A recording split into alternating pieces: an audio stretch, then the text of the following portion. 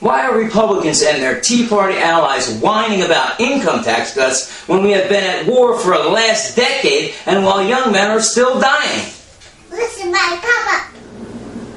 This video is to expose the dangers of the Tea Party. Their mantra that federal income tax cuts can fix any problem is nonsense, and is certainly not based on economic logic.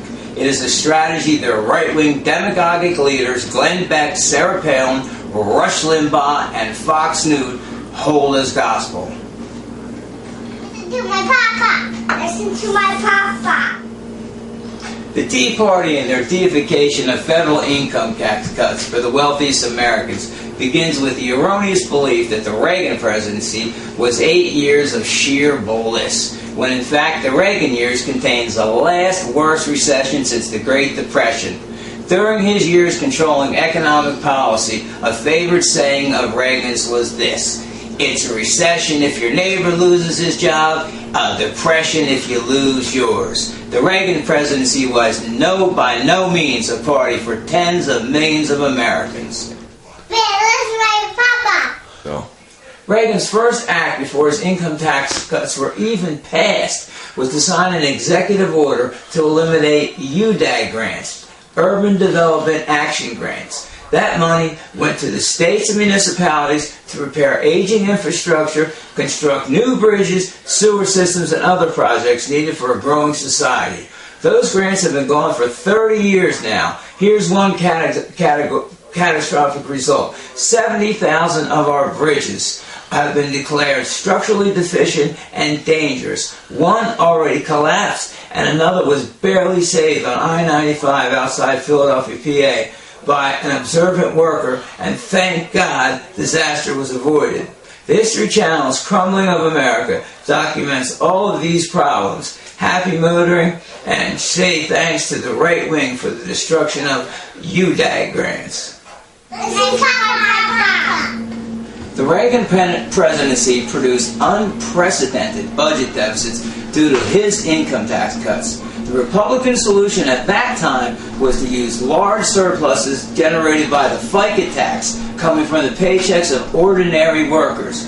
These funds were used to hide the size of the budget deficit by placing IOUs in the Treasury. Then, in 1986, the government raised the FICA taxes so that more of the money of hardworking Americans earmarked for Social Security could be used to hide the true size of the growing deficits. Money that was supposed to pay for future Social Security benefits was diverted by dubious means. Now, what is going to happen when those IOUs sitting in the Treasury come due and are going to have to be paid by general revenues? The Republicans are going to scream, "Welfare, welfare," even though they went along with the scheme from the very beginning. Listen to my papa. The Tea Party candidates who claim to be the heirs of Reagan have been given an unusual opportunity due to the anger felt in this country. The fury is over the loss of jobs and worry over the future course of our country. Income tax cuts as a cure-all is an ideology promoted by Beck, Palin, Limbaugh, and other political hacks seen on Fox News. These ideologues repeatedly refer to President Obama as a socialist. This judgment of President Obama stems from the Republican reverence for Adam Smith's The Wealth of Nations. Republicans rarely miss a chance to praise Adam Smith's book and consider it their economic Bible. What they don't know is The Wealth of Nations was published in England with King George's applause in 1776, the year of our Declaration of Independence. Smith's book praised the taxation system being foisted on the American colonies, actually calling it the best tax system in the empire and the one that would accumulate the most wealth for the British.